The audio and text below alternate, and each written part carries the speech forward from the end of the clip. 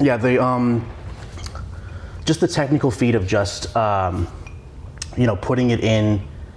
putting the whole thing in IMAX. I mean, like I was excited about that from the first time I heard about it. I'm like, that's going to be huge, Yep. I mean, most movies, they don't have it in the budget, and they don't see a point in it. And there's another technical aspect about that I want to get on later, but let's talk about our beverages.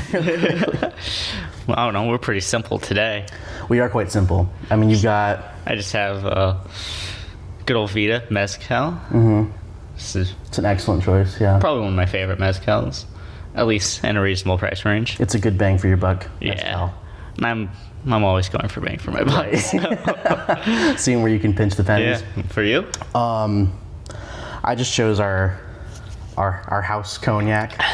Because cognac, it's like brandy, and brandy's the oldest spirit, Yep. the oldest liquor, and I'm like, okay, well, this is kind of like of that era. I feel like it fits the whole Bronze Age. A little bit there. A little Bronze Age BS. Much better than my mezcal, at least. Right. Yeah. Yeah. I do enjoy the setting of the Bronze Age, of the end I do of too. the Bronze Age. Yeah. And I'm not sure how many people will catch the little seamen thing. The sea people thing. Yes. Yeah. And they were coming to attack, and that signaled the end of the Bronze Age. Mm-hmm.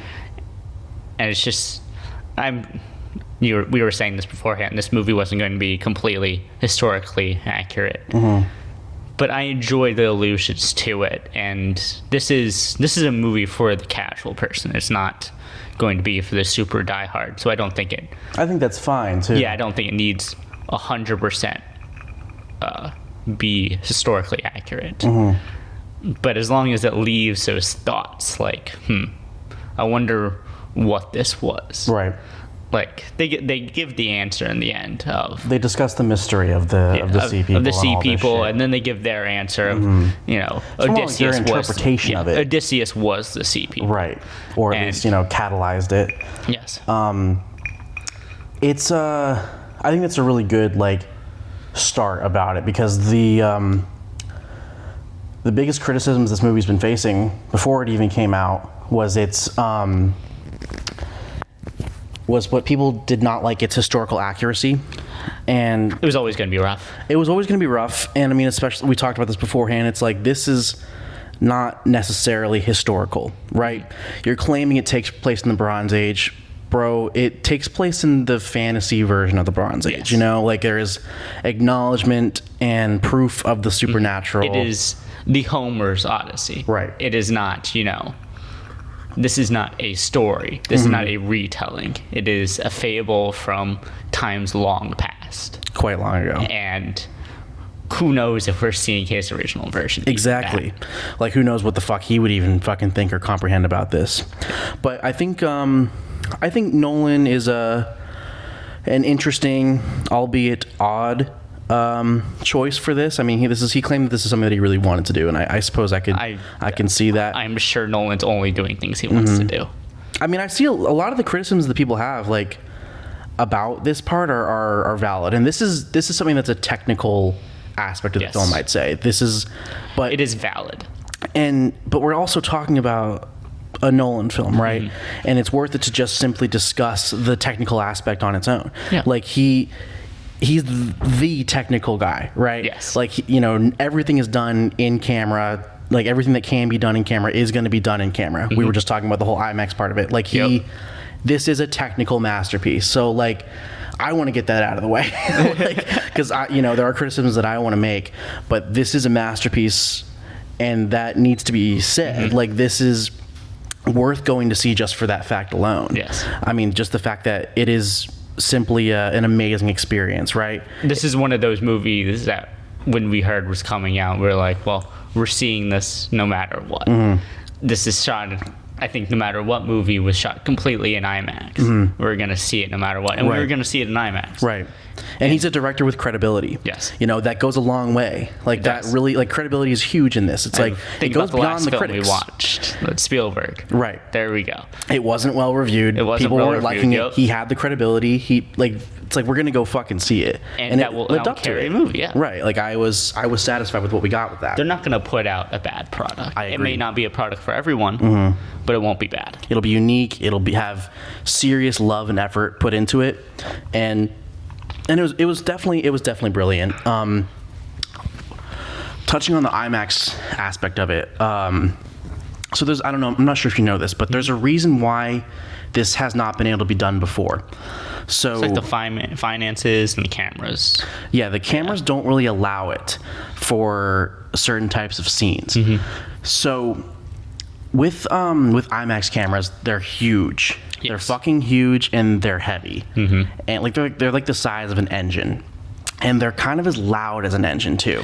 So you kind of like, you can't really get intimate close-ups with dialogue with these and capture the dialogue on set, like on the camera. And they try to avoid even attempting this too, because it fucks with the actor. You got a camera right here and it sounds like a fucking, diesel exhaust in your face. Like that's what you're getting, and it hasn't really allowed that to happen. So Nolan and his DP, I forget his name. His name is fucking wild. He's like from Sweden, and he's brilliant.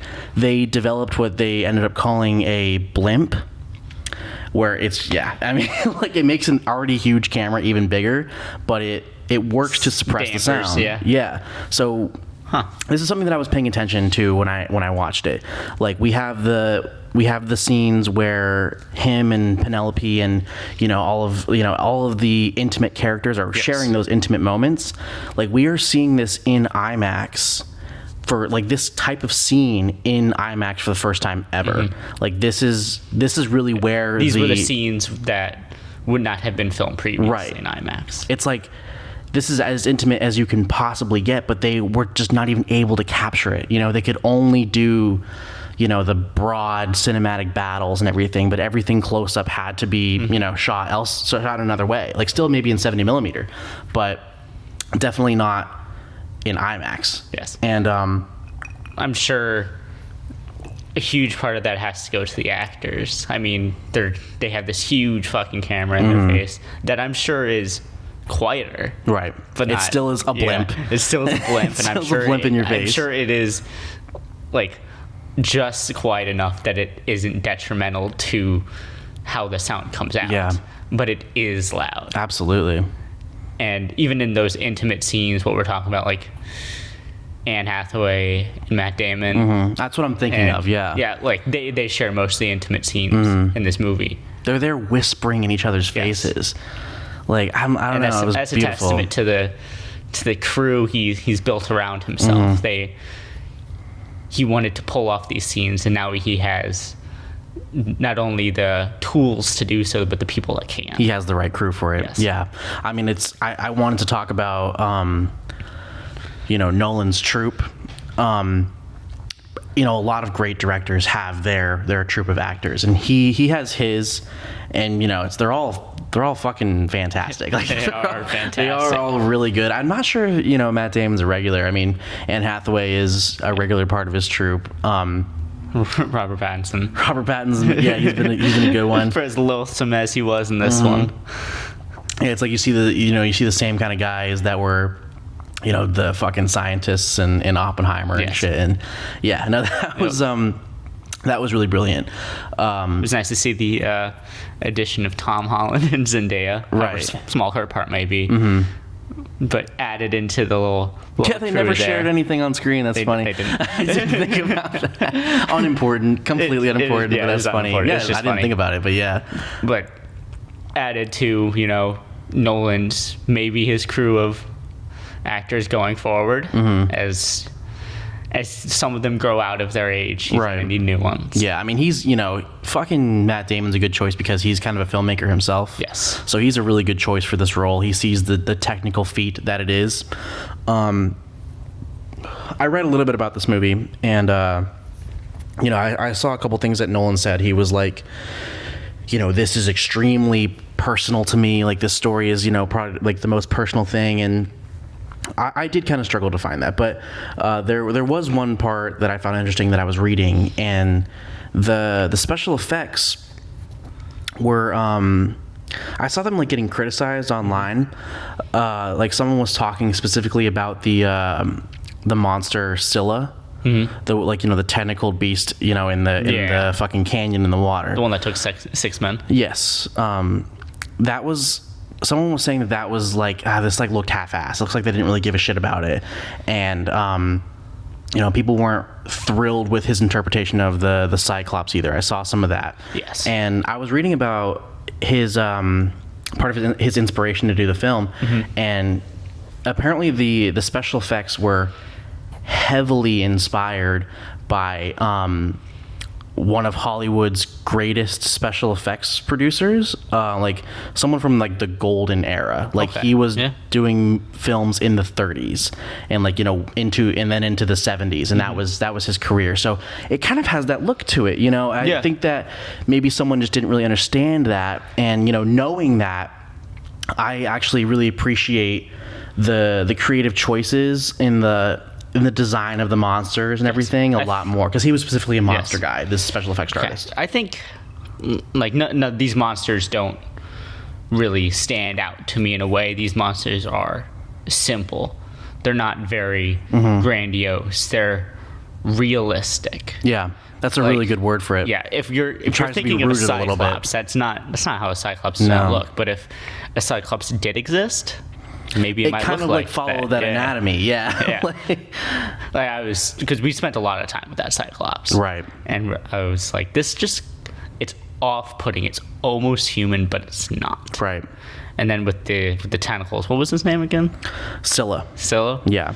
That one is just, it's kind of larger than life. Blink and you'll miss it. It was very brief. Yeah. It's I attacking, think that's fine, and it's something bigger than them, and there's nothing they can do. Right. And I think it hit. He's gonna take 6. Perfectly. He's gonna fucking take 6. Yeah, that's how it's gonna be. That's how it's gonna be. And it looked a little bit. It looked a little wonky, sure, but it looked wonky in the same way that it would have fucking 70 years ago, and that's what it's drawing inspiration from. So I thought that was really it looks really wonky the same way like all these drawings and paintings of these mystical beasts look. They look a little wonky. Yeah, they look fucking weird, man. Yeah. And it's an interesting interpretation, like you're saying, that it has its foothold, in reality.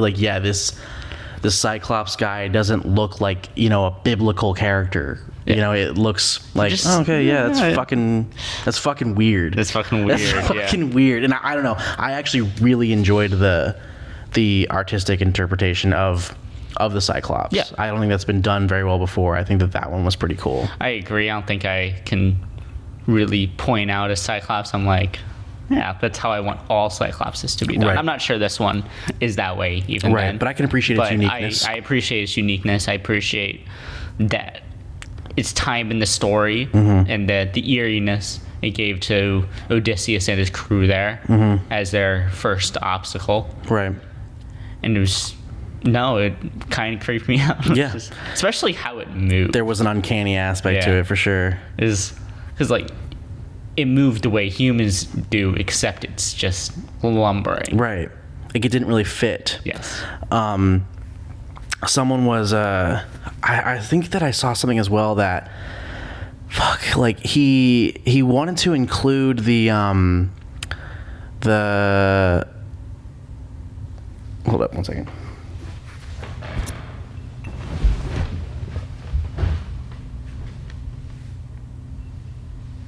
The lights flashed. I wasn't sure. Stop. Freaking out. He wanted to include the wordplay that there was oh, I'm nobody, I'm nowhere. Do you know what I'm talking about? There was something in that scene. Have you read the book? Have you read it? No. So I read this is actually a good time to pivot into that, into its source material. I don't want to touch on it too much, but this is a big point of contention with it. I read in I don't know, probably 9th grade. I read it for school. A fucking heavily abridged translation of it, and in like when I mean like heavily abridged, it's like it was giving notes as to like, hey, this is what we're skipping over. Like we're giving you a fucking paragraph of what's skipping over, and then we're getting into the translated dialogue. So it's a poem, and it was like, yeah, fucking chapters 5 through 53 are of fucking nothing. Like it's like I'm like, what the fuck? And then it's kind of like the story that we've ended up with is sort of sprinkled in aspects of the original, and I think that it fucking to try to criticize its faithfulness is difficult, because I think at some point you're gonna need to cut something, right? Like you kind of have to make it work, and I can really appreciate something that goes really hard into its faithfulness, especially like like we're talking about the historical aspect, like being of the time period. Yes. I think the director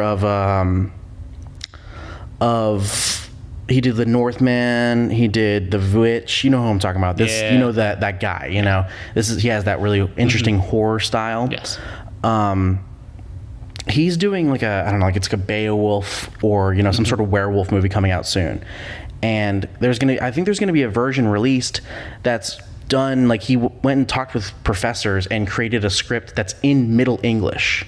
That's fucking sick. But you got subtitles on the whole screen. That's not intelligible dialogue today. No, Middle English is not intelligible dialogue. You cannot understand Middle English.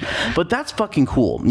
That's like really, really, trying to be historically accurate. Yes. And I think that if you're going to do that, that's great. But if you're going to if you're going to have your liberties, if you're going to take liberties, I think that's fucking fine. Like, so I remember when I was reading it, there was dialogue shared with the Cyclops. Yes. They do exchange, a banter. And at one point in the movie, one of Odysseus's men is like, should we try to reason with it?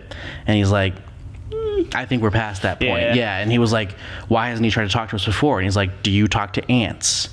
I thought that was interesting, because I'm sitting in that scene trying to fucking wonder. I'm like, why is he not talking with them? Why is he not interacting? Why is he just not really giving a shit about them? And it's like, why would it? Among its sheep. Yeah. It's like, it's not bored enough to acknowledge their existence, really. It's like, oh, I'm hungry, I might grab one of these fucking things. In the same way you might, if you're really hungry, you might grab a roach and eat it. It's like, I'm not going to talk to it. So that part as well really grounded itself. But it also shows the story's age, because if they try to exchange a banter, it's like that. I feel like that wouldn't really work. No, I think it's more they need to take what matters and then leave out what they can, because at a certain point you're gonna run out of time. Right. And this is already a long film. It was always going to be a long film. But we can't make it unreasonably long. There's no audience for a 4-hour movie. Right. Like I'm sure some casual people are like, 3-hour movie, like this is a little fucking crazy, man. A little crazy. Yeah. Like, that can alienate some audiences for sure. And then there's the whole movie theater thing about how long a movie takes, which will decrease slots in a theater and overall box office. Right. So at a certain point you have to take what you can and leave what doesn't make sense. Absolutely. I think that's a great example of something that kind of doesn't make sense. And I'm sure Nolan got the heart of the scene and the time spent with the Cyclops. Especially for the style that he was trying to portray with it. He clearly had his own style with this story. And like, people criticizing it, like, I think that, you have to, it's kind of an all or nothing thing. I guess it's kind of the point I'm leading toward. And like, if you're really, like, do you really want that? Do you really want what you're asking for? Do you want the fucking silly little dialogue between them and the Cyclops? If you got it, it probably wouldn't come out right anyway. Yes. He was kind of fucked from the get-go here. Yep. I feel like people are always going to criticize something. People who criticize what they didn't get. Yeah, people who want to criticize will find something that is wrong. Because there's always going to be something that's wrong, even if you make all the right decisions. Absolutely, especially with an adaptation. Yes. This is an adaptation of a story that is thousands of years old. Right. A translated one. Yeah, a translated one at that. There's things that we don't even know that are missing. And of course there's going to be things that are missing when we translate it to the movie screen. There's things, that were made last year that we would miss it. Absolutely. I'm sure when we'll see the new Hunger Games, it's going to be missing a lot of things. Oh yeah. And that's just the nature of the written word to the screen. Some of those things are important. Some of those things aren't. It's the art of the adaptation. You know, you kind of got to take what you get You here. have to choose what matters for what you're trying to portray. And you're not trying to portray the Odyssey in its entirety. You're trying to portray a version of the Odyssey. Because if you try to portray everything you're gonna get nothing. Yeah. It's not gonna be its true self, because its true self is in that book that we can't read anymore. It wasn't really even a book. I mean, you know, it was retelling. Right. You know, a word of mouth in a dead language, like, you know, thousands of fucking years ago. So Yes. I think some of those criticisms are valid. I'm not thrilled with, you know, their armor being 1,000 years early to where that style of armor happened. Looked really cool though. It did. Agamemnon's armor looked a little fucking silly, I'll admit. I like how silly it was. It was though. badass, sure, yeah. It was pretty cool, but like, you know, Badass. I don't think he was around enough for it to matter. right? And it was kind of just Didn't like, overstay its welcome. That's Agamemnon. You're like, you know what? Yeah. Whatever general of the time period would wear, they would wear something distinctly different, and that was distinctly different. Even if everyone was in the wrong time period. Right. At least they were consistently in the wrong time. Yeah, that's been an issue with a lot of things. Like, people do medieval movies, and you'll have medieval style armor spanning 700 years. Yeah. Like that can be pretty fucked. I think that's something that they could have done for real. Like the armor of the Bronze Age looked fucking weird, but I think that he could have made it work. Probably. So, but whatever, he wanted to do fucking Roman armor. It's not a historical fucking story. It's a fucking fable, okay? Yeah. Like, you can kind of do what you want. I think you have free reign on this kind of story. Like, it takes place in the Bronze Age. The That's armor it. has nothing to do with the story. I agree. It didn't fuck it up too much. Yeah. And it looked cool. It looked cool. I'll accept it. Yeah. It still fucking didn't take away from it at all. Yep. It's kind of maybe just a little bit of a lost potential, but it was still brilliant, you know?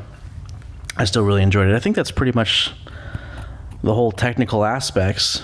You touched on the armor, so I think I can get into a bit more of the. Yeah, you got something there? Okay. Yes.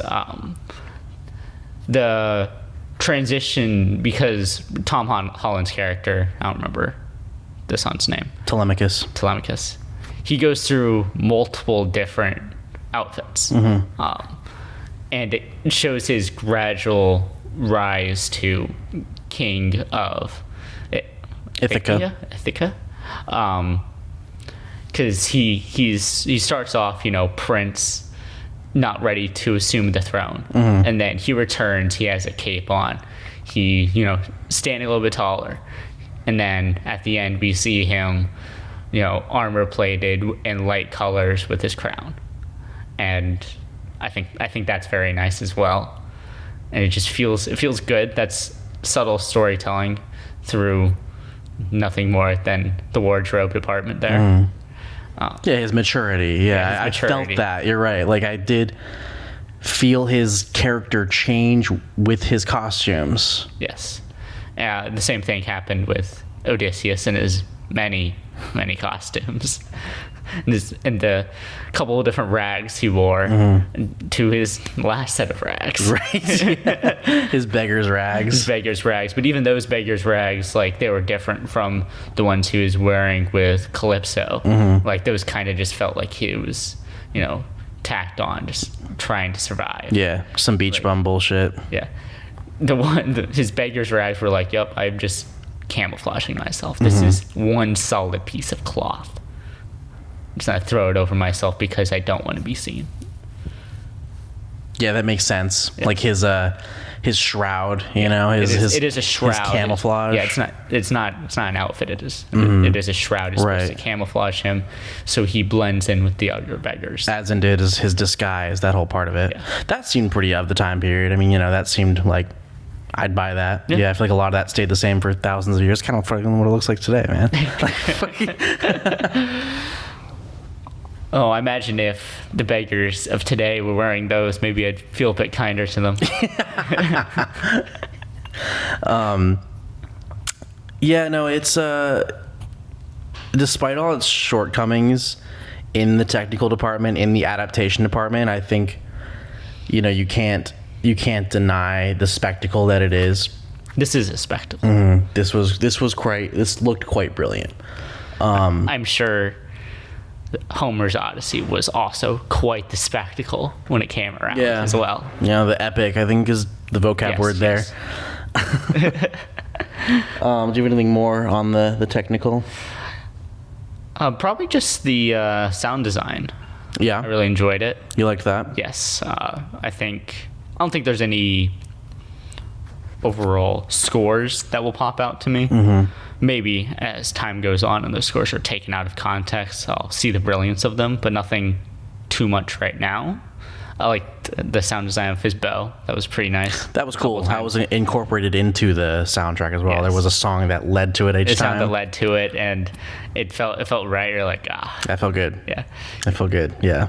Other than that, I don't have much to add on that front. I think the sound was...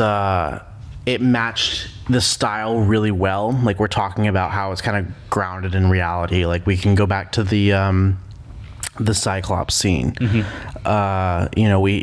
the one that stands out there? He's like fucking screams, right? That had a supernatural element to it. Like the way he screamed out when they blinded him, and yet that also felt kind of rooted in reality. Like his voice, so to speak. It was I don't know, I thought that was pretty fucking brilliant. The constant, you felt like you were battling the waves yourself every time they were out in the storm. Yes, it was abrasive. Yeah. But I'm sure it was much more abrasive for those men. It definitely did kind of keep me like I was getting fucking battered there for sure by the waves. And same with I fucking something I adore in film is like when you get like chanting or like these pagan group fucking screaming, like you have them running in the sand and you have them running through the streets of Troy, everything burning down. Like the sound really did focus.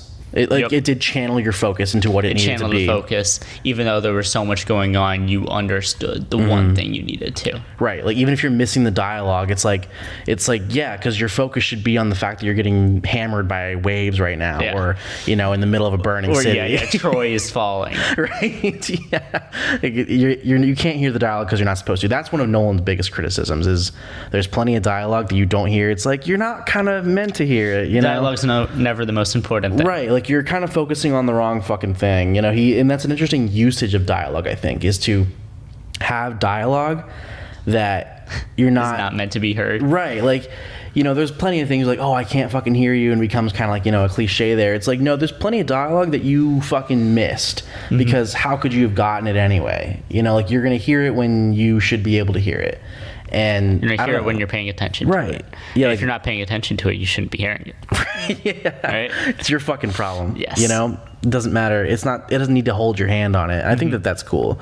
For something to also be so entertaining and not really, hold your hand and suck your dick in that way. I think that's pretty brilliant. It is pretty brilliant in that way. I do have one technical criticism. And that's to deal with one of those intimate scenes between Penelope and Odysseus. I think the first one. And it's the shifting focus between them.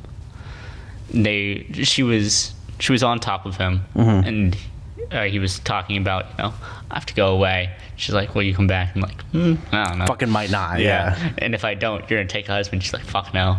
That scene. And like it shifts between her, back to him, back to her, back to him. Yeah, I don't really like that. So you're talking about it's like one shot? Yeah, it's one shot. And it just the focus in the lens is changing between the two of them? Yeah, like she's in the background, he's in the foreground. And it shifts between them. And it didn't really fucking jive with you, huh? It didn't. Interesting. Like you'd rather be cutting between them? Or maybe just have them both in focus at the same time? Yeah, I think they needed to be both in focus. Maybe needed is the wrong word, but that's how I would have tried to make it. Okay. Is getting them both in focus during that frame. I've seen people say that, like that can be kind of jarring. That can be kind of jarring in a bad way. Or maybe it was just the repetition of it, because it wasn't just going back and forth. It was back and forth. Right. That's a little bit. I feel like there's a better solution there than just changing your fucking focal distance. Like, Yes, I think- going back and forth on the lens or however the fuck you do it on an I'm sure they could camera. have plotted out that scene to change it up. Yeah. For whatever reason, they didn't. Yeah. And maybe, I don't think it's a great choice for a dialogue scene either. It's just a focus shift. yeah.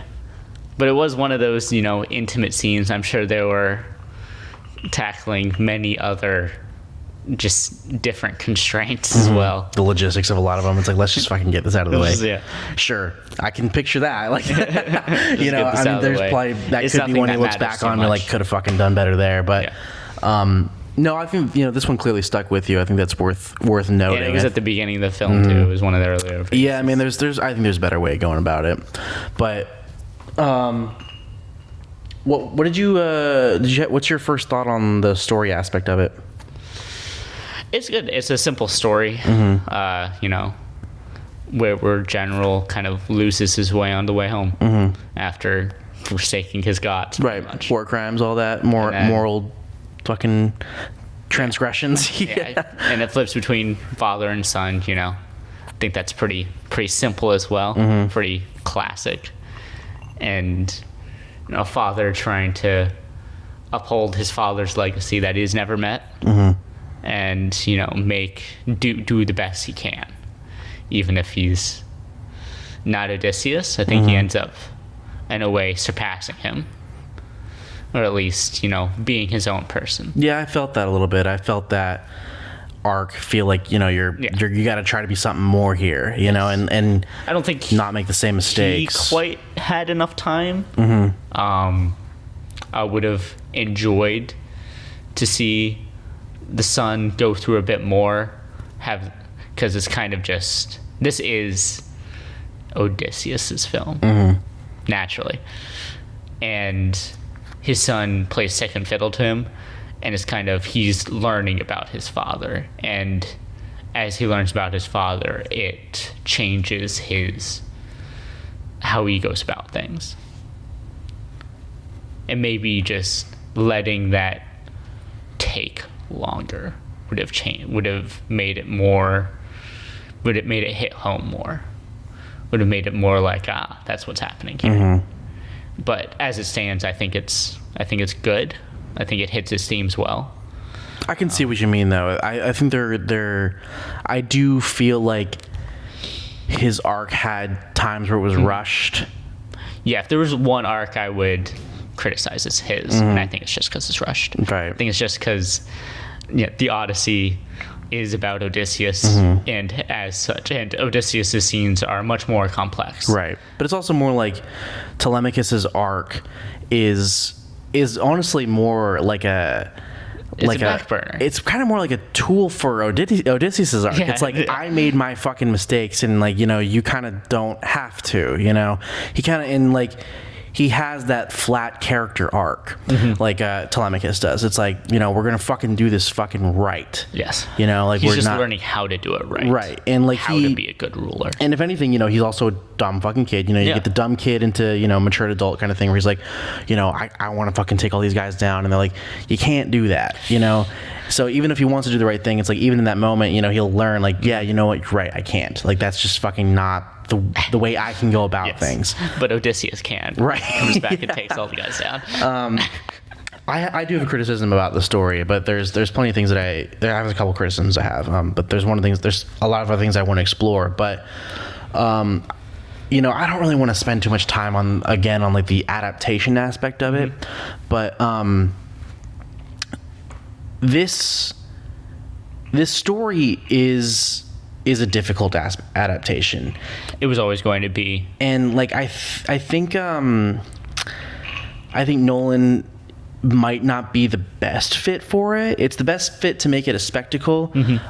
There's so many fucking parts about it that just feel so, fantastic. It's quite fantasy centered, and the way it moves along in this, the version that we accept today without all the, 50 chapters of bullshit is like a monster of the week kind of thing. Yeah.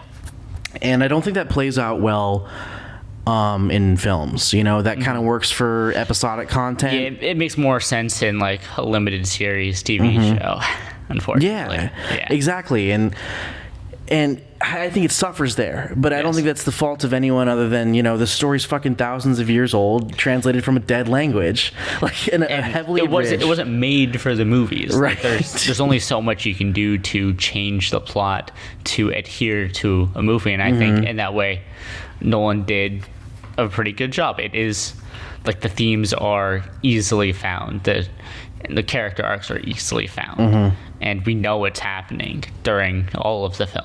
I agree. It never loses us. Yeah, no, and I think he'd if you're having a Nolan film, it's gonna be non-linear. There's gonna be a really weird non-linear aspect to it. This one doesn't really seem to have a lot of math behind it, unless I'm missing something.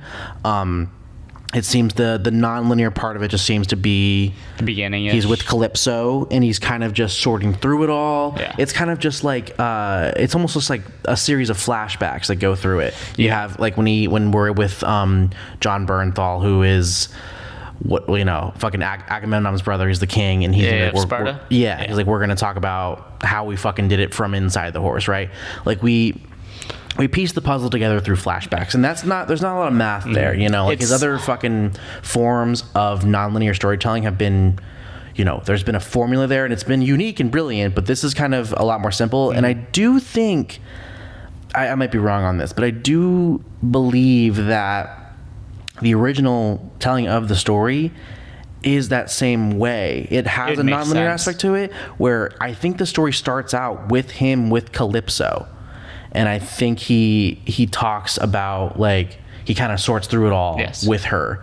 So that's actually an interesting, if I'm correct there, that's a nice addition of, like, being faithful. It feels like one of these old epics who have a character talking through what they've already experienced. Yeah, there's a framing story. Like, it's a framing story. That's a big thing with, these old stories, is having the frame. And it's all about them, like, learning what they did wrong in the past, the hubris of their life, so they can do better after the fact, and the hindsight of it all. Yes, and I honestly think in that way that Nolan was a pretty good fit for it, because it was always going to have, multiple flashbacks, sometimes flashbacks and flashbacks. Flashbacks within flashbacks. I think he did it once in this film. No fucking way. I'm sure you got onto that. You're like, did you really just do that? Yeah. It's whatever, right? Yeah. But at no point did I ever lose train of what was happening. And maybe that's because the story, as grand as it is simple. But also, I think Nolan is able to do this sort of non-linear storytelling. I agree. And if if the original part of it has that aspect built into it, I think that you're right that he would be a perfect choice in that regard, because he is clearly drawn toward that, and I'm sure it's a very early example of nonlinear storytelling. That said, the way he tied it in with Telemachus and going to the king and seeing his flashbacks and everything, I think it eased the pain of seeing something that that can suffer with age, like this story. This story does show its age in a lot of ways, and I think that the way he did it kind of dampened that a little bit with his beats, his 1, 2, 3 here. I think whenever you go into one of these historical movies, whether or not it's thousands of years old or less than 100, or like Oppenheimer, these movies feel a little weird. It's because it's not a plot; it's a retelling. Right. Even if this was a story from thousands of years ago, it's more of a retelling than it is a story now. Right. And it's at best an interpretation. Yeah, we can't have the simple 3-act structure. We could make it out and be like, yes, this is the 3-act structure that they deciphered from a poem. For sure. Yeah. We could get there, but it's not exactly like that. And I mean, the same thing happened with Oppenheimer. Could you put that into a 3-act structure? He did. But also, is life a 3-act structure? And he had to take liberties with his whole with how he was talking about how there's the black and white scenes and the color scenes and how they do mean different things. It's like showing when he's taking liberties and when he's not. Like he did have to, you know, become a storyteller at times there and kind of think this is what might have fucking happened here. It probably did something along these lines, but you know, we only know what's in the books. And, you know, the same thing can be said for just fucking, you know, movies in general. I mean, something that's, you know, widely considered to be the best movie of all time is Citizen Kane. Like, if you fucking watch Citizen Kane right now, like, I like it. It's a good movie. It's fucking aged, man. Like, like it is, it has... We are not the target audience because it was not made for us. It was made for a different time. Right, for our modern understanding of movies. It still is great, but you have to look at it through that lens. Yeah, you have to look at it through a different lens. You can't be like, I'm just going to go watch a movie and it's going to be good. Like, it's going to be entertaining. It's going to captivate me the whole time. Yeah, that's not going to be this movie. This movie, it asks a little bit more of you. Right. In a way of, it is a bit older. And it is going to be a bit weird. And you're just gonna have to let it live, let it ride, and it'll get you, it'll pull you in, and hopefully it'll keep you. I mean, it's a long movie. At a certain point, you're like, I kind of know what's gonna happen from here on out, and then it's just watching the spectacle of it. Right, and I think that part of it kind of pulls you in. Yeah. So the themes. It breathed on a lot of very big, very simple, very broad themes. The ones that really struck out to me were, you know, you got your fucking golden rule, right? Which is the Zeus thing. Right? Like they even say, like, you know, do unto others as you want to yourself. I actually think this is a huge theme because... Yeah, it's kind of like, you know, the fucking theme of life. Yeah, but Odysseus is a smart man. Like, he's the smartest one there. And he makes a plan that directly contradicts this golden theme.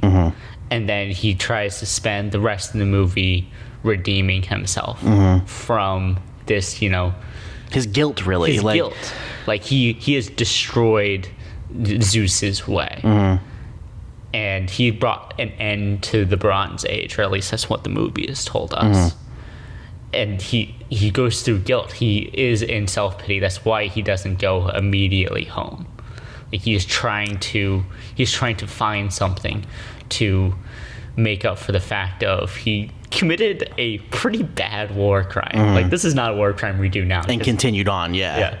Because this is like you surrender.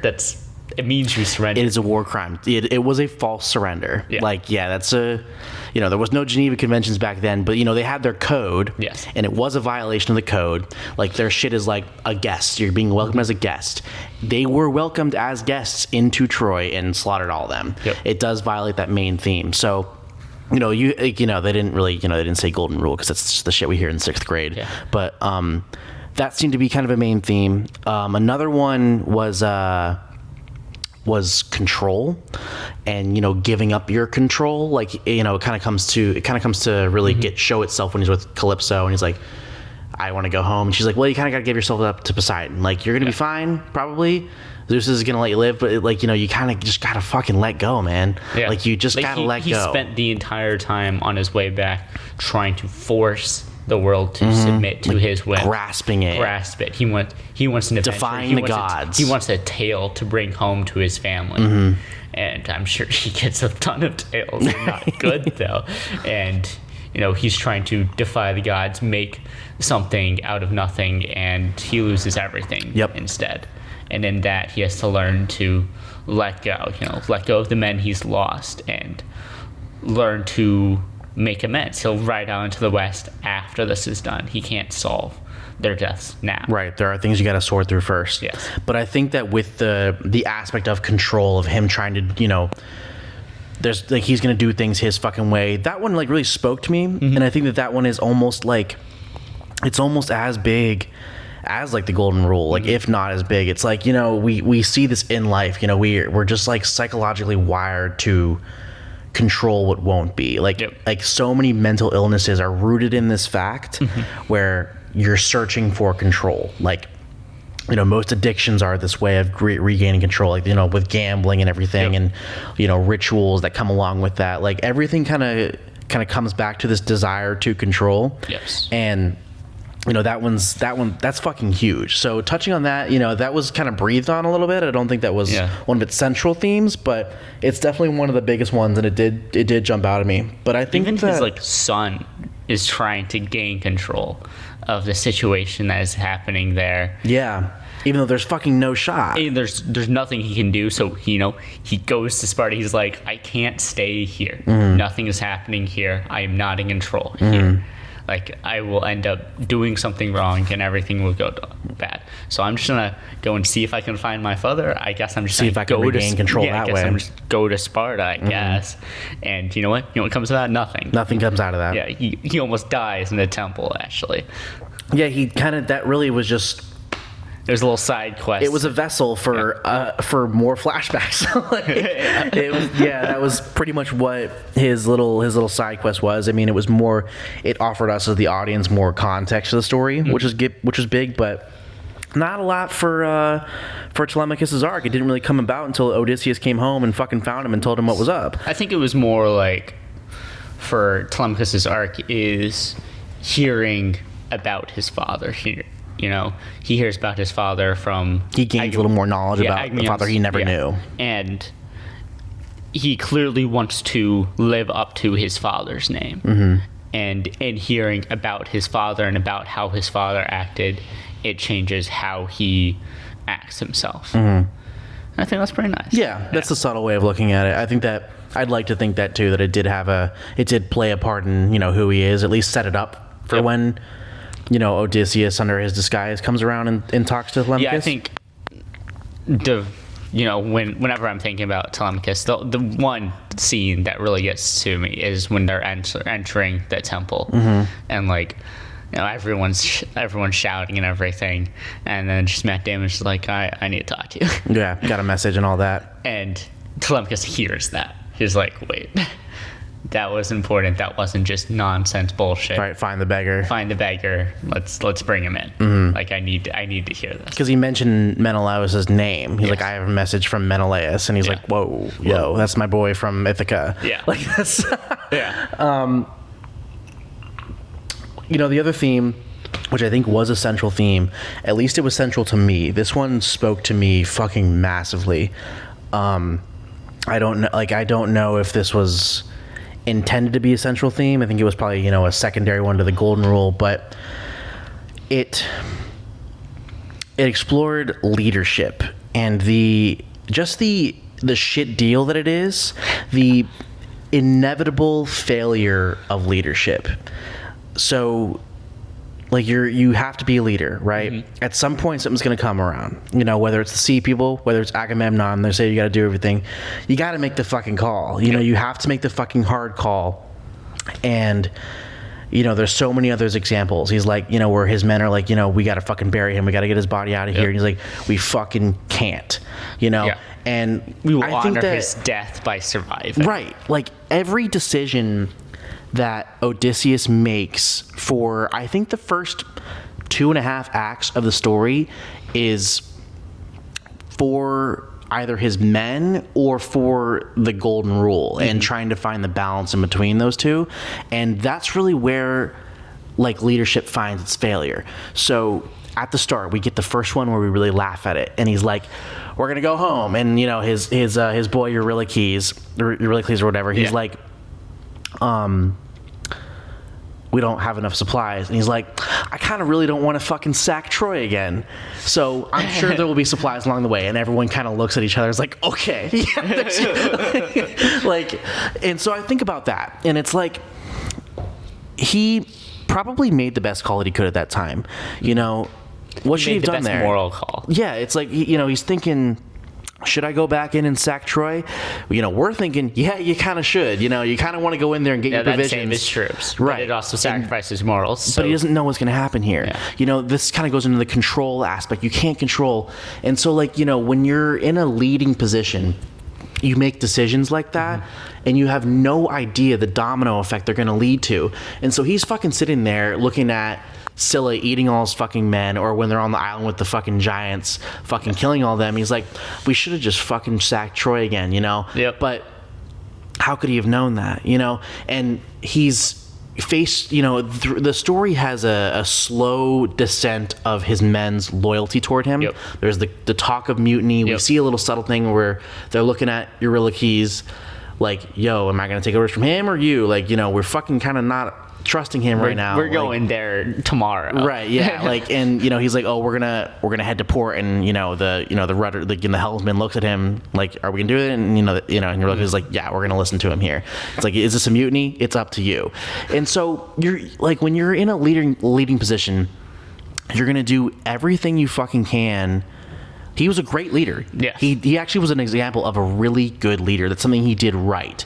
And there's the inevitability of failure there. You are always going to fail your men. I think this isn't a big thing in war movies at all, where you have to do what you can, and you're going to lose men. There will be you're going to lose soldiers, and it's going to be your fault. Like, it doesn't matter have about to push on. Right. Like, it doesn't. We can. Like I'm saying, like, he had no idea of knowing that what he was going to face when he was like, we don't need to go sack Troy again. He had no idea, but I still believe, and he still believes, and the story still believes that it's his fault. Mm-hmm. Like, he did fuck that up, and his men hate him for it. Like, you are going to be hated by the people you're leading while you're doing what you think is best for them, and just trying to do what's best for everyone else. Like, having the loyalty, like, at my job, it's like I have like only loyalty toward my department, and everyone else can fucking burn as far as I'm concerned. And like, that's not a great way of doing it, but I'm also not in a leading position at this job either. But like, if I was, you kind of have to look where you can bridge those gaps. And he's like, we should probably not sack Troy again. Like, looking at the bigger picture, we're going to have to go find supplies along the way. And in doing so, they became the sea people, or at least created the ideology of it. But they were part of the problem. Yeah, no, that was something that just fucking smacked me so hard. It's like, yeah, you fucking said it perfectly there, man. Like, you're gonna he was talking, you could be the best leader ever. You're gonna fail. You're gonna fuck it up. Everyone's gonna die. It's gonna be your fault whether you had control over it or not. Like, they're your responsibility. Like, it doesn't matter. Like, to them, you're the god, right? Yep. Even if there were other things out of play, even if a decision you made fucking years ago led to this and you had no idea it could get to this point, like, it's your fuck up. You have to fucking own it. And I think that it's not really an acceptance of this fact. It's just an acknowledgement of it. It's like, you're gonna do what you can. They're gonna hate you for it, and you're not gonna do it right. Like, it's pretty bleak, but I think it's the reality of leadership. It's a pretty shit deal. Yeah, you're talking about how a shit deal it was, and so they go to the island with the Cyclops, and they have their first true trial that ends in death, and it's like, yep, there's a good bit of death there. Yeah, good bit of death there. Not too much, but it was kind of like after that he said like, everything wrong was the gods smiting them. Mm-hmm. His men blamed everything on him that came wrong after that. Yeah, it was like, every little rough storm was Poseidon coming to steer them off course. Yep. And the leadership's just a rough deal. And after the encounter with either you go into the whirlpool or Scylla, and he chooses Scylla because he's gonna lose 6 men over all of them. Yeah. And Eurylochus reads that on his face, because clearly this is getting to Odysseus. He's like, I have all this knowledge, and yet none of it's going to be helpful. Yep. And like, he sees the guy swim off to the Sirens, and then he makes his men promise not to kill any of Zeus's cattle. Yep. And it's all for naught. Like, he can only control so much, and this goes right back into control. He kind of learns that no matter how much he tries, it isn't in the cards. Right. There's like something that's going to be written here. There's only so much you can do. Even the most powerful people in the world, they'll end up dying. Just like Agamemnon. Yeah. It's not even really like, I think the gods were kind of like it's a symbol. Yeah, they were a symbol of just like, the fucking random lot of life. Yep. Like, we chalk it up to this was God's will, but like, whether, you believe in God or not, it's just fucking how it is. There is this random aspect of life. And when you're in that position of being a leader, it's like you have to choose between, fucking killing and burning down towns or your men. That's a tough call, and no matter what, you're fucked. Like, no matter what, every call you make is going to be wrong, even if you think it's right at the time, even if it is the right call at the time. Like, you're going to fucking pay for it. It's going to be wrong at some point, because you're dealing with more than yourself. There's Yep. never going to be a right answer. It's just going to be You're dealing with multiple your wrong people. answers. Yep. You're going to have to choose one. No matter what, you're gonna fail them. Yep. Yep. Like, it's like, is it their fault that they went and ate the cattle? It's like, and he never was like, no, it's not their fault. I failed them. He Yep. owned it because that is what a true leader does. Yep, You know, because we all I think of the brought fucking this on this trip. the George Washington fucking painting. It's like, that's leadership. You know, there's like, you row with them. He literally did the fucking corporate picture where one of his men got injured in the oars. Yep. And he joined them. And he joined fucking them. joined Yep. them. Like, that's on the nose allegory there, to a point where it's almost even laughable how on the nose that is. It's Yes, like he is a good leader, yes. and yet failed. And He is the hero of legends. He is someone that should be commended for all that he has done. But at the end of the day, he comes home and he is not king. Yep.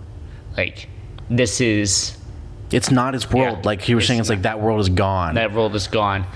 He is, all To his of own this, fault. Yeah, all of everything that's happened to him has beaten him down to the point where he would not be the general he was back when it started. Mm-hmm. And that's just the shit role leadership is. Yep. Even you can be the best leader in the world after enough setbacks, you're not going to question yourself. Right. Someone's gonna get fucking hurt, like, no matter what. Like, whether it's your boys or not, like, it's gonna be on your watch. It's gonna be your fault, whether the world accepts it or not. Whether it was a strike of lightning, that strike of lightning is somehow your fault. You know, they were counting on you to not be there. It's like, and it's something that happens with children. You know, it's like leadership is like having children. It's like something happens to your child that you could have never anticipated. It's your fucking fault. You know, like, you were the fucking parent, even if there's no fucking way. Yeah, like, it's just how it is. So, I mean, I say it's not really acceptance. To a degree, it is acceptance. It's like, you have to fucking accept that, like, you're gonna fuck it up. It's gonna be your fault. You gotta fucking make peace with that. You gotta fucking move on and do your best, and Just do your best and try not maybe to... you'll get your crew home, maybe you won't. Yeah. Yeah, I don't know, but that part really struck a nerve with me. I don't know if if Nolan intended that to be the main theme, but, like, to me, that it was was the always main going theme. to be... That's about how leadership goes. It's about how leadership goes, and then you're having a story with one of the great leaders and the epic stories, and it is a tale of him on his way home, and of course shit's gonna happen. Yeah, shit's gonna happen. It's on your watch. Happen. Yep.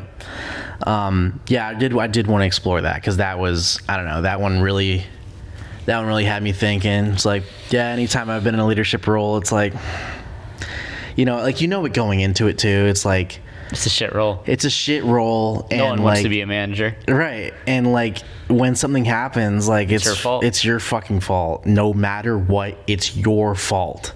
Like, that's how everyone's gonna see it, and that's how it is. That's how you should see it. Yep. If you see it any other way, you're a bad fucking leader. Yeah. Like, if Then anything you're blaming happens, someone else. and if you're like, this was out of my control, I had no way of knowing this, and you fucking say that and you believe it, you're fucking not fit to be a leader. Yep. Like, you're like, that's how it has to be. So I think that this was a beautiful fucking observation of the intricacies of being a leader. Yes. Beyond its whole control and golden rule thing. Mm-hmm. With that, I want to move on to the shit with Calypso. Okay. We got very few scenes of that, kind of, for something that takes up the majority of the story. Mm-hmm. I believe in, like, the original, him and Calypso have a lot more of a, like, intimate relationship. This looked quite platonic. I think that was kind of... That was the intention, for sure. Yeah, like, how this movie is portrayed, even with him and Penelope. It's like, clearly it's still romantic. Yeah. But it's also not, like, aggressively so. I think that this was totally a choice to dilute Calypso and Odysseus's relationship, because I feel like he felt that if he did it as it should be, where, they're fucking pretty much. They're pretty much married. They're fucking. They have a very intimate relationship. Yeah. They're sort of in love. Like, he's with her. He's fucking with Calypso in, I think, the actual story, and it's kind of implied with this. It's not really shown. I think he felt that if he really delved into that, it would have diluted his eventual return. romance with Penelope. Yeah. You know, he wanted to have that hold its weight. So I see what he means there, but I just, you know, like, fucking be brave, man. I think that was a bit of a... That was taking the safe route a little bit. I think that he should have been like, yeah, man, it's the same thing with everything else. Like, he didn't fucking want to go back, and he didn't want to do all this other shit because of his guilt. Yep. You know, because of Penelope. He locked himself away. Right. And so that could have been a huge opportunity to talk about the guilt there. You know, he spent fucking 7 years with Calypso banging her. Like, it's like, I think that showing that he should have, you know, delved into that even further. It's like, you know, I don't want to fucking go back, you know, his guilt and all that. It's like, that's your continued moral transgressions. You know, that's kind of that plays into the whole golden rule thing. You know, I'm really fucking this up, and I'm gonna go home, and Ithaca's gonna be the same fucking thing, and I'm gonna have 80 fucking suitors banging my fucking wife, right? But that's not how it is, and you know, in his head, that's how it is, and I don't know. I think that diluting. This is a criticism I have. I do think that diluting his intimacy with Calypso was a bad and safe, like overly safe move. I think it is overly safe. But I'm not sure it would have added anything to it. I mean, I think it just felt strange. I think that that whole fucking part of it is the most strange part. Yeah, like it's almost like you feel like so much of his cut out. It's like, why do you have fucking Charlize Theron, fucking A-lister, playing her, and there's not really even much to it. It's like, oh yeah, like I grew to love you, and it's almost like it was the secret that she loved him and he never knew, or whatever the fuck. I mean, it's fucking weird, man. It kind of feels like she is forcing him into this. Yeah, like he's kind of hypnotized into it, but she says, you took to it so well. You fucking, like, I kind of guided you, and you know, it was a fish to water. Yeah, like I was trying to like manipulate you a little bit, but you fucking opened your legs for me, bro. Like way more than I was expecting. But then she also said that, like, your heart wasn't here. Right, and that could have proved a really good arc for her. Yes. Like that part too, where she was like, I need to fucking let him go. And that never really, you know, that could have hit a lot more. That could have hit a lot more if we got more fucking between him and Calypso. I think you just want a bit more. No, I knew you were gonna say that. I'm not a huge fan of sex scenes on it. You know what I mean by that. There should have been more between them. There is more between them. I think in the story there is more between them, but it just should have been more explicit. You know, it is very implied and up to interpretation. And I could see that easily muddying the themes associated with that, and just her overall role and what is happening here. Right. Like, let's say it wasn't in the original story, it should be in this one. Like, if we take this as an isolated story, that relationship was fucking weird. Yeah, it makes more sense if it was more official. Right. It needed more. Yeah. It fucking needed more. And it wasn't bad. It was beautiful. It felt like we were, you know, watching a fucking diluted version of it, you know. And, you know, dilution comes in the right ways. I don't think this one got a little too diluted. I know it was supposed to be dreamy and all that, and it is very dreamy. Right, like a little bit abstract. Like he was, you know, like they were comparing it to a prison. I think ultimately they spent too much time there. Like, we spent too much time with her, with Calypso. You think it was too much time? I think in its current form, it feels more real. Oh yeah, you know, the fact that you think that they dipped their toes in the water, and the way they were doing it, they shouldn't dip their toes at all. Yeah. It should have been a lot fucking less. It should have been a lot more. If this is your interpretation, all or nothing. It should have been like, this is the same with any other thing. It should have been like Zendaya in Dune 1. Right. How she was not a part of it whatsoever. Yeah. Dream like sequence. They didn't need, like, if you're not gonna do it, fucking don't do it at all. You know, and the fact that he halfway did it, you know, anything half-ass is gonna feel fucking weird. What have I got here? I've got Ludwig. Ludwig Göransson did the music, right? Brilliant job. One that stuck out to me was the Trojan horse into Rome. That was a good crescendo. I just love crescendos. That was a brilliant crescendo. That's going to be listened to and going in my library for sure. But Man, I fucking, no hate on Ludwig. He's done great with Nolan the past 3 movies since Tenet. He did Oppenheimer. He's done this one. It's a good partnership. Ludwig does a lot of great things. Yep. I gotta fucking say, dude, I need fucking Nolan and Hans Zimmer to make up, dude. Like, I need them to make up. I think they're 2 different composers, unfortunately. They are, dude. They're very different. No, dude, they're fucking. They were gonna be Spielberg and J. Will. They were gonna be that. No, but I mean the difference between Zimmer and Ludwig. Yeah, they're very different. Yeah, like what Ludwig does very well is something that Hans Zimmer does very well, where they have unique sound palettes. It's not just a symphony. Yes. It's a lot more than that, but beyond that, not a lot of similarities. And like, he's great. He is really good. He's fucking really good. He's really good at making adaptation scores. Like when he's doing Star Wars these days. Mm-hmm, yes. And he's fucking he's doing a great job with that. Everything he's doing is fucking fantastic. Yep. And he's doing everything that Zimmer is not doing. And everything Zimmer is doing is fantastic too. But like, dude, I made the comparison between Spielberg and fucking J. Will. Like, dude, that's what that is. Like, the fucking it's so brilliant. So what happened there appears to be Dune. Yeah. Nolan wanted him for Tenet, and he was like, I'm gonna go do Dune. And it created a rip. He got pissed, I'm sure. And like Zimmer retells the story of when he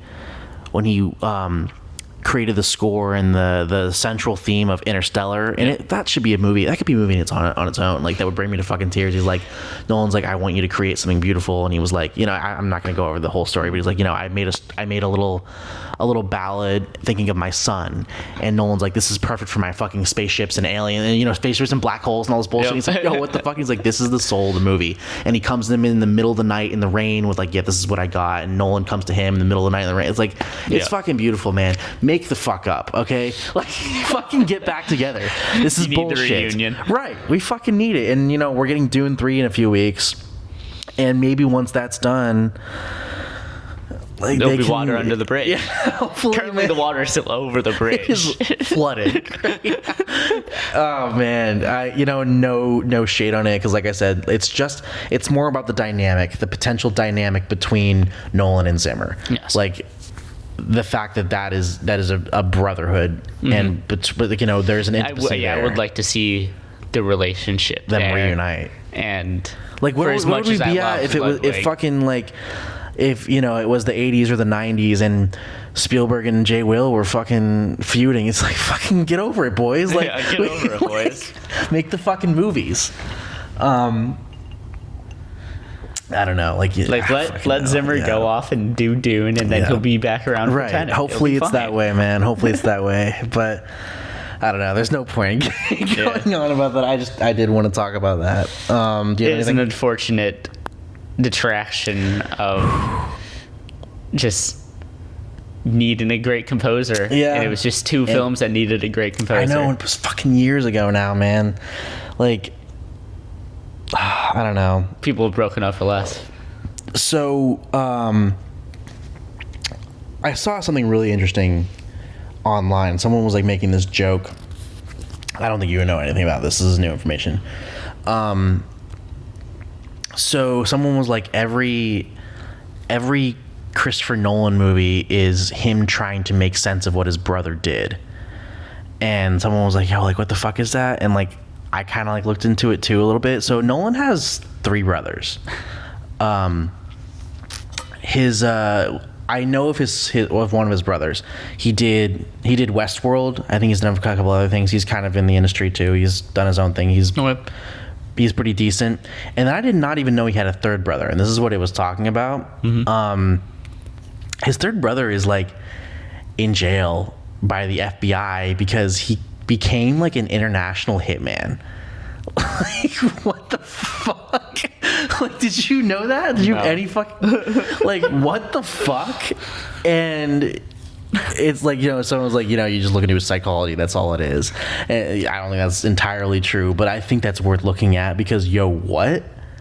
Money can't buy you everything. Yeah, like he like sort of, he got kind of caught being he became, and Nolan kind of came from decent upbringing and, and all that shit. And, it's like, wow, like, I could see him really being hung up on that. Like, how the fuck did that happen? I think it's worth looking into a little more. But, like, from what I know, I mean, fuck, like, you look at his previous films, it's, war crimes and genocide and these awful acts of humanity are a pretty central theme to it. And, like, this movie kind of looks at it a lot. Like, I keep using the word acknowledgement, not acceptance. And it's kind of just his exploration of... This is definitely an exploration film. Right. It's like, why do we fucking do this shit, man? It's like, it's not asking that question why. It's like, we do this shit. We fucking, rape and pillage and kill and all this shit. And it's like, yeah, we do. It's kind of just like talking about it in the same way that you would to a shrink. It's like, fucking, I don't know why my brother became a hitman, but he did. Like, did you know this shit? Like, no, I didn't. It adds an interesting context to all of his stuff. Like, Nolan. That kind of made me think about it a lot. To the things he's chosen to pursue. I think that it's a little bit in the subconscious analysis. I don't think it's maybe probably a central overblown theme. What the internet's saying about it. But I think that you can look at it through a little, from looking at it through that knowledge. Like he might not even look at it that way. It's like, I'm sure that kind of fucks you up and makes you think it's like your brother. Why'd he do that? Yeah, that's fucking weird. It is weird. Did you know anything about that? No. Yeah, me neither. Didn't even know he had a third brother. Like, yo, what the fuck? In jail for being an international hitman. How about that? So, in fucking Tenet, he's looking at a CIA agent and all that shit. And in this, it's like, you're going around the world fucking killing people. That's Oppenheimer. Oppenheimer. Fucking about as big a killing as it gets there. I'll become death. Right. Destroyer of worlds. Become death. No, man, that was pretty cool. I think that was cool to look at. Yeah. Like, learning that knowledge. What do you think of that? It's definitely a different lens. I'm kind of blindsiding you with this. It's like, just you know a different way to look through what he's doing. And maybe it is just subconscious, but also the same scenario that raised his hitman brother raised him. Right. Like, it makes you feel concerned for yourself. Yes. Like, what am I capable of? And it's all about maybe the human experience, the human psyche of it, just delving deeper inside of it. And I think especially he has a degree in psychology. Yeah, his last couple of films have been very well rooted in the psychology of people. Right, the cerebral parts of it. I don't really have like too much to add there. I think that was just worth bringing up. It's weird and random, but yeah, I agree. What have you got? I think just one more thing on Zendaya in this film. I have something to talk about that with as well. Athena, yeah. Like, he has her appear a couple of times, and it's not Athena. It is the girl he saw get beheaded in Troy. Right. Who became like Athena in that moment or whatever. Like, assumed like, her. I think she was a priestess or something. I'm not sure. I actually think it's just because we never see her outside of Odysseus's mind. I think it is another part of his past coming to haunt him. It is like he sees her when he's with Calypso, and that is clearly, she's probably like a part of the past he can't quite suppress. Like, he's suppressing so much of it, he doesn't remember everything that's happened, but she comes to haunt him to tell him that he forsaken the gods. Like Athena's the one god he's trying to hold close because it's like the thing he got from his wife. The rest, and that's the one his wife told him will protect him. And then here is this version of Athena. It's not who Athena is, but it is, Athena looking at him and being like, you see what you did, right? It's haunting. Right. That makes a lot of sense. Like, he, and the fact that they claimed that the Trojan horse, that they did to say it briefly, like, this is a gift for Athena. And what became of that? Like, So the fact that his guilt and like how home is tied to something kind of sacred to him, I think that I actually think that was done pretty well. Yeah. I'm assuming that's kind of what you're getting at there. Yeah, I just think it was a very small detail, and maybe just a weird way to shoehorn in Zendaya into the movie because there's barely any. That's my criticism on this. Like, I actually do have a criticism on the Athena part with Zendaya. I think she was a bad choice.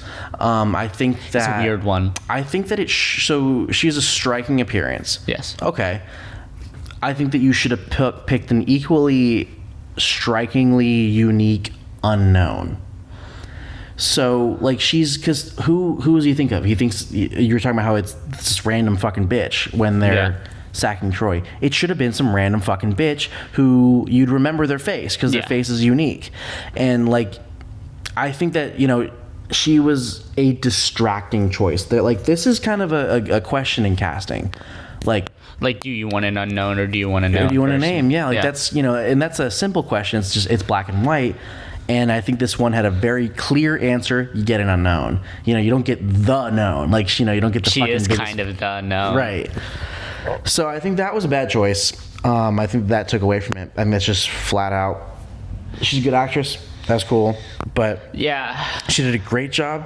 I fucking think that she was too well known for this, and that's about as simple as it gets. It should have been... Like, it should have been fucking nobody. Like, the same way you have the beggars, like, a lot of the beggars just be fucking nobodies. I think that she was a bad choice for this movie, and I think that she only was chosen for this role for marketing. To put her in the casting list. There was fucking no reason for it. It made no sense. Like, yeah, you have, like, she's a good pick, she's beautiful, make her a goddess role, sure. But, like... What if, I don't remember her name, but the, wife of Agamemnon and Agamemnon's brother, Lupita Nyong'o. Yeah. What if those two switched roles? How would you feel? I could. That's a little more. Yeah, like, it's a little better because, if you're comparing someone's popularity to Zendaya, most people are not going to live up to it, and she doesn't have the same level of popularity that Zendaya does. So I think that would probably be better. Like, simply because of the fact that she is less well known, but I think that what would have been best is an unknown. I think that, dude, so I think what would have been brilliant, and so one of my favorite parts of Oppenheimer is something that I read later on, and when Oppenheimer is having the meeting with his crew of scientists after they drop the bomb, and he's having like these flashbacks of everyone getting vaporized by like a nuclear blast, and we see the shot of this girl's face melting. Remember, you know what I'm talking about? Yeah. Do you remember? Yeah. That girl's Nolan's daughter. That actress was Nolan's daughter, to kind of show how he feels about nuclear Armageddon. The psychology of it all. So, and she's an unknown, right? And she was striking. I fucking remember what her face looks like. Yeah. She has the face, and I think that this would have been fucking perfect. It's like you pick the fucking girl who gets war crimed right there, who's meant to be, this messenger of God, this vessel of a god. Fucking behead her and have it be your daughter. That's fucking. I think that was brilliant on his part in Oppenheimer. He should have done it in this. Maybe this wasn't his call. I could see this being a producer's call. You got to get Zendaya in there. I think it probably was on the producer company part of it being like, we need X another amount name here of female roles because we have X amount of females to give you, right? And they're going to be a part of the market. We're going to put her in this because it'll be great for the poster to have her name on it. And I'm sure it was. Yeah, I'm sure it was, man. Because people were fucking pissed when she was barely in Dune. Maybe we'd feel saw it just for that. Yeah, maybe we'd feel different if she hadn't just been barely in Dune. Yep. It wasn't like the second time this has happened to her. I think they actually she wasn't really barely in this, but she was. Yeah, it's a lot better than it was. She had a very, like, in Dune, it was like a nothing role, but in this, the role kind of sticks with you. What if it was Charlize Theron? In that now, dude, fuck that. Like, it would have been better still, but like, the same way, it should have just fucking been an unknown. Probably. It should have been an unknown. Like, that's. I'm trying to solve it with the casting that they currently have. With the current constraints that I see. We're fucking going down a rabbit hole here. But yeah, no, she was bad. A bad choice. She did great. Bad choice. I want to go back on the theme with the golden rule. Major do theme unto there. others. So like it talks about that, right? It's like, you have the whole Zeus's law thing. Do like, fucking accept others into your house, all this shit. Like, the fucking main pillar there is, do unto others, is the golden rule. Yeah, do unto others as you do to yourself. It's not like Odysseus is the only one failing to uphold that. The fucking suitors are too. Yes. And they're doing it kind of isolated from Odysseus's actions. So I think that it was an amazing exploration of being pragmatic about the golden rule. It's like, this is what you should do, but fucking the world doesn't work like that. You kind of just can't, where he's in, we have he's like, where his kids like, and are in a soldier too, where like, you can't fucking leave the body there, right? He's like, we gotta. We don't have time. It's like, I know we are breaking the golden rule here, and we should be giving an honorable burial here. That's kind of what we have to do. But this isn't the 10 Commandments. Like, we're not living in this. We have to fucking be pragmatic. We'll honor them by surviving. Right. And I think that's we talk about, this is the biggest fucking simplest theme ever. That's kind of unique. Looking at the golden rule and looking at the shortcomings of it. Of morality, like of our moral fiber. You can't be 100% moral, right? Like with how gray it can become, and you kind of you got to do your best. Yep. That's kind of, I guess, what it really comes down to is like, you should try to stick to it as much as you can, but like ultimately, you're gonna fall short because that's the way of the world, and it once again doesn't accept that. It acknowledges it. It's like, this isn't a world where you can just always follow Zeus's law in every action you do, because you're gonna end up losing your life or the lives of others. There's so much contradictions to it. It explores those own contradictions where, like, where you have the bad man coming in, how he's like, I have to fucking kill all them. I fucking have to do it, and that's gonna break Zeus's law, and you have to eat that. Yep. How do you feel about him plucking his bow before he hunts? That kind of explores that same thing. It's like, there's like, if I was being hunted, I'd want a warning. Right, you gotta be fair. Yeah, you gotta be fair. Give him a chance to run. How stealth I'm not gonna is sneak dishonorable. Yeah. And then what does he do to the Trojans?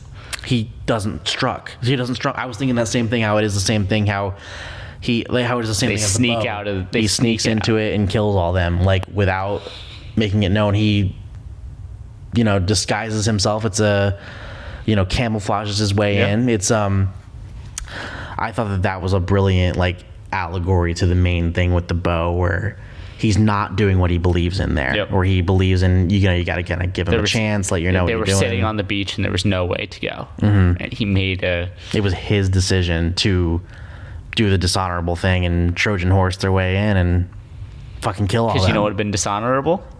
Returning home having failed. So either way, you're fucked. Yep. And it looks at there's that. leadership. Yeah, like, either way, you're fucked. There's leadership. There's trying to do the right thing. There just sometimes isn't really a right thing to do. And like I said, it's not like, it doesn't really say that. Like, it's like, yeah, just fucking how it is. It's not right. Yep. It doesn't say that it's right. It's just like, this is how it is. And like, you have to do your best to make sense of that. Like, this movie doesn't really make sense of it in its own way. It's like, yeah, there's morality doesn't really fit our world the way that we would like it to. It's just not that black and white. I thought that was brilliant. And like, brilliant. How you're saying with the bow, and how the bow I made that same connection there when they're in the horse and they are a gift, right? They're a gift, and then they stealthily go in. They don't strum. About. Yeah. Like, even like beyond the fact he, sneaks into Troy. Like, they get out of the horse, and they're not just like, war cry, stab. They're like, all right, let's kill them as quietly as possible. Like, it is underhanded tactic after underhanded tactic. It is full in. I mean, I guess if you're going to commit a war crime, you might as well win. They strategically and surgically remove all of them. Like, they don't give any of them a fair fight. Nope. Until they, have to. Like, they're defending a position, too. Like, it's... you can see where he felt his own war crimes there, and how that went against what he believed in. Like, and that was killing people, and he wanted to give deer and boars a fair fight. Yep. So I don't know. I adored that as well. And no wonder he needed to go on an adventure afterwards to find himself. Right. Yeah. It's a shame he killed all of his men to do so. He's like, I gotta go sort this out. Yeah. Like, yeah. So you hadn't read the story, so I knew all the men were gonna die.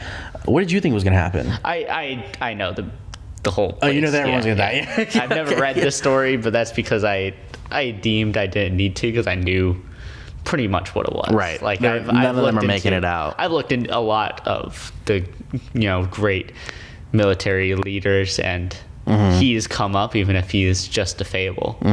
But yeah, it all kind of dates back to this one. Yes. Like, apparently all the great military leaders kind of look up to Achilles, which is in this same story.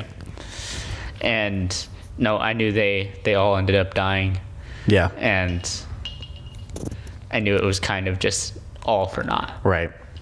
But it didn't take away from the fact he is a great leader. Right. Like, sure, he failed. That doesn't change anything that he's done. He got them far enough. Yep. And their own shortcomings and his, ended up at the end of the day it was too much to overcome. And once again, it was his fault. Yep. Like, even despite that it was too much for anyone to possibly overcome, that's leadership, man. Sometimes you're put up against an insurmountable task, and just because you can't accomplish it doesn't mean that you're not a good leader. It just means the task was too much. Yeah, I agree. Like, he was a great leader, even though it turned out in the worst possible case scenario that a leader ever could experience. Like, we were talking about the historical parts of this. Do you want to describe, for anyone that doesn't know, like, what the deal is with the sea people, like, and how they play into history, and what the scholarly accepted example of it is? So, in the end of the Bronze Age, in the Mediterranean Sea, along the coasts of, like, all these ancient places, like Greece and Egypt and fucking Damascus. And basically, word gets out that there is sea people, just like in the Bronze Age, massive trade networks. That's how all these places lived and flourished. And essentially, these sea people that no one knew where they were coming from were just coming in and raiding them, and then leaving. So slowly, like, no known origin there. Yeah, no known origin. Eventually, they found their own, like a land or like a civilization. No, they just found who was doing it. I don't remember.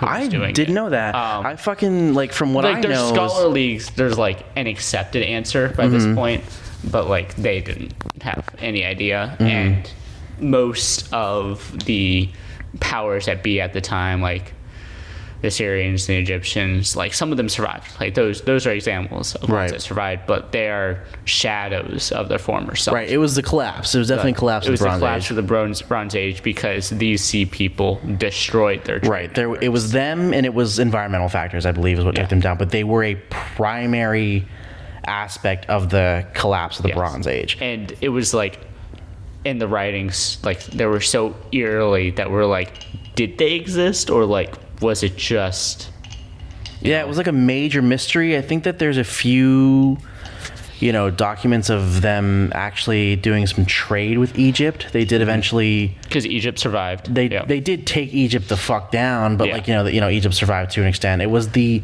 end of a trade deal or something. It was like, I think what followed Egypt after that was like the Romans, or like the fucking Ottomans, or whatever the fuck. It was the end of Egypt as we know them as ancient Egypt. That was the end of the third Egypt, was the sea people, and I think there was like a drought and all that shit. And like it's largely a mystery, right? I didn't know that there was kind of an answer here, but from what I know about it, like no one knew who the fuck they were, no one still knows who the fuck they are, and they just fucking were raiders that had pillaged, that fucked everything up and like brought down society.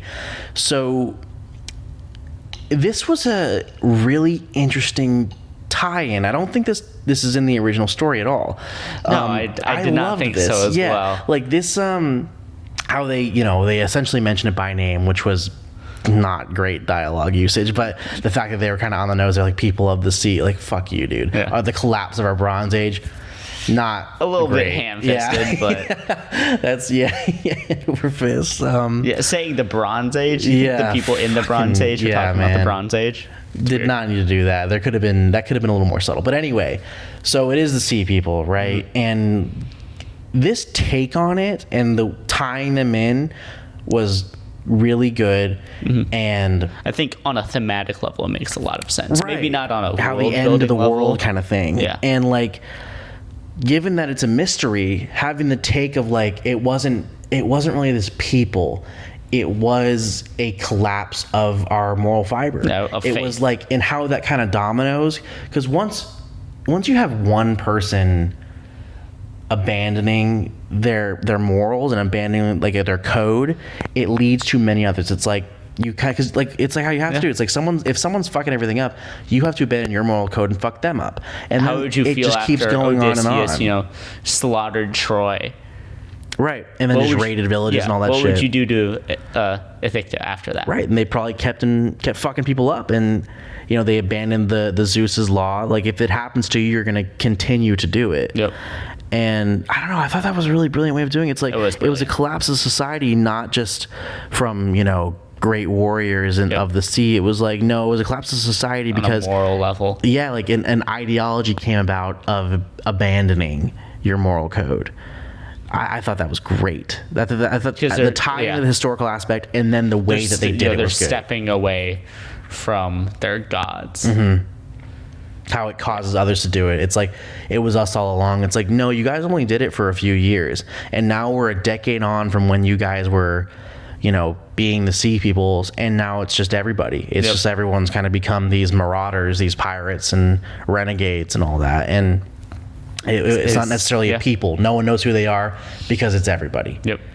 I think it's a trend you created. There's one thing that I'm just now thinking of, and it's at the beginning of the film when, the Trojans come across the horse on the beach. And Sinon, I think Sinon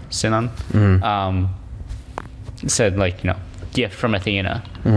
And while he's dying, and then one of the soldiers goes to attack, and the other one goes like, no, they serve the same gods.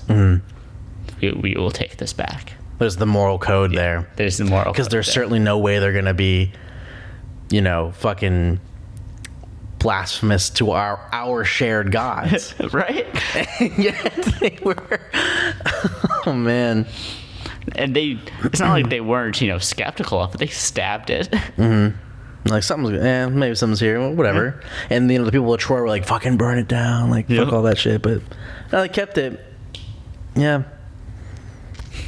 Yeah, I don't know. I like that cerebral aspect of it. Exploring the morality of doing all this shit and how they kind of just had to. The loss of morals. Yep, and how it leads to everyone else, like to the world just going a down global transgression of it. Yeah. The domino effect there. One thing I want to close with, unless you have anything you want to add before I get to it. I do not. So you have the Menelaus character, yes, which was played by John Leguizamo. He's been in a few things. He's been in plenty of things that everyone knows. He's kind of a well-known guy. I saw him in the trailer. I'm like, that's a weird choice for this, but okay, cool. It's a little intriguing, and I think he kind of low-key stole the show. I agree. And he did. I think that if anyone deserves an Oscar in this movie, it's either him or Matt Damon. Like, he fucking gets best supporting by a long shot. Yes. That character is really interesting, and how he's like kind of got cataracts, he's kind of blind or whatever the fuck's going on there, and he has his moral code. Fucking man, I don't know, like there's so much nuance and subtlety to the Menelaus character, and how he really is key to everything kind of coming together at the end, and keeping Ithaca together with Telemachus and with Penelope. And he's just a pig farmer. He's a pig farmer. He's a blind pig farmer. Yeah. He's kind of being pulled along by all the suitors. Not really. He doesn't really have rank there. Yeah. And he was good. He was really good, and like I've never seen him this good. He's usually in just like kind of BS supporting roles. Yeah, he does a great job in them. He does a good job in them. But whoa, did this fucking show what he's capable of? Definitely was a method type of character. Yeah, like he put on a Shakespearean performance there, like and especially when he's getting his shit fucking rocked, and he's like fucking all right, like we gotta stick to the moral code. Like we got guests, we're gonna help him in. Like I don't know what the fuck's happening here. Like you can tell how everything's affecting him, and yet he's gonna stick to the moral code. He's gonna invite this beggar, and just can't really help you out too much. Yeah, I'm gonna do what I can. Sorry, all my dogs got killed, but I guess I'll try to find you a meal. And I don't know, his pain and his resilience in the character and the way John Leguizamo portrayed all that. It's felt viscerally. Yeah, you can feel what he's going. I mean, dude, like this performance is like one of the greatest I've ever seen. I think and also the fact that it's unexpected. Yes. This could have been a big name. You could have put DiCaprio in there or something like that, and he would have pulled out just an amazing performance like this. But the fact that John Leguizamo was kind of a B-lister, and he fucking pulled this out. Like I'm fucking shocked. It was good. Yeah, like I think of him as just the mechanic guy from John Wick. He plays these super likable characters and what have you, and this is, like I said, it was like I felt like I recognized his face and his voice in the trailer, and I'm like, fucking what the fuck, he's in this? What could he possibly be doing in this? And I'm blown away. A lot, yeah. I'm fucking apparently a lot. I'm fucking blown away by Leguizamo's performance in this. I did want to bring that up. I don't know what you thought, quite good. Yeah, it was. Yeah, the Menelaus character, like, dude, he's like the fucking King Lear of it all or whatever, and I don't know. It was good. It was fucking it was great. I enjoyed every time he was on screen. I think. He spent most of his time acting opposite Tom Holland, and I think he was definitely the senior there. The better parts of the scene. He's more interesting parts, more nuanced parts there. Even if he's just a pig farmer, right? But just a blind pig farmer. Somehow, with just that simple idea, he's able to portray so much, depth of character, age, and worldliness, despite just not really being worth much. Right, being just a lowly pig farmer. Yeah. Being pushed I don't know, around. man. Fucking I don't think this character would have been what it was without his performance, without this magnificent performance. Yeah, it'd just been, another character to forget. Right. But I don't know. That was the performance of a lifetime there. I hope we get fucking more of him in these collegiate level roles. But it was good. It was fucking good. Like, I'm gonna be thinking about that as well for a good bit. That one definitely stuck out to me. Everyone else, Anne Hathaway did a brilliant fucking job. He has his troupe. I don't think I've seen him in his troupe before. This is definitely a new face in the Nolan troupe. And maybe he's been in some Batmans if I remember. But excuse me. I don't know. Yeah, that's about it. That's all I've got. It was definitely an amazing spectacle film. Yep. We got a long one here. I mean, there's a lot to discuss. I feel like there's more that I want to talk about, but we don't really have the time to, and I kind of hit the main points that I wanted to get. It's a long movie. There's a lot to it. Which means you should see it for yourself. Yeah, more than once in IMAX. Well, that's what everyone wants you to do. Not to be an ad. Yeah, I don't know. It's how you should see it in IMAX. See it the way it was intended. Yeah. I don't usually like watching dubbed versions of things, and I think it's good to watch something in its original language. Watch something in its how it was intended to be. Yeah. Like watch something this the way was you shot wanted for to. IMAX, completely in IMAX. Who knows how many more of these there will be? Right. So Give it a might go. as well watch it. Something with somewhat original IP. I thought it was cool that Nolan wrote it. Yep. I didn't know that until the credits. Like he was actually the writer for it. He's not always the writer for his movies. We talk about the issues with the dialogue here, and that does show. But yeah, it does a little bit. The writing is quite brilliant. People have been saying the writing is atrocious. I think they're just like sometimes. It's just the historical aspect of it. I mean, like what you're saying, they're just finding something to complain about. Yeah, it's like, sometimes this isn't a great retelling. It just This isn't a great feels translation. Like I don't think the movie knows what quite era it's in. Yeah, it feels a little modern at times. Yeah, it dips a little too modern, and then sometimes it's like Bronze Age. And I'm like, well, that's out of place because everything before that was like, quite a bit far past that. Yeah, this doesn't quite look like Bronze Age here. Yeah. No, great movie, great spectacle. I think that, man, I feel like it's almost like we shouldn't even be doing this now. I feel like this would almost be better on a rewatch a year from now, letting it sit. There's Maybe. so much fucking going on here. Like, we're looking at it right after seeing it, and like, Many thoughts. yeah, many thoughts, and it'll continue to stick. It's almost like I feel like we should revisit it. It's like down the line. I think that is part of Nolan's brilliance is that they should be revisited. Yeah. Because there's more to be gained on just than one watch. You have to really look for each part of it, and not just like, oh, I missed this line of dialogue. It's like, No, you have to missed feel probably it. half the lines of dialogue. Yeah, fuck that. Like, I don't, you shouldn't have got that part anyway. Like, good, you missed those. Yeah, great one. It's a banger, certified banger. Definitely. Yeah, It was always going to be. it was always gonna be. I'm glad to see it. We come into all of these movies and we're like, what's our expectation here? This one had high expectations, and I believe it exceeded them. Right, it that's exceeded always them. good. I feel like it exceeded them, and I don't quite understand it. Like, I feel like we're falling short here of like trying to talk about it and analyze it because it needs to sit, I think. I mean, we have our knee-jerk reaction right now, sure, but which is has its own merit, but I don't know. It's like this is like I want to say more about it, but it's just not. Yeah, I can't find the words. Not it just quite feels there. You had to be there. Yeah, you had to be You there had to to be experience it, and you should be there. Yeah.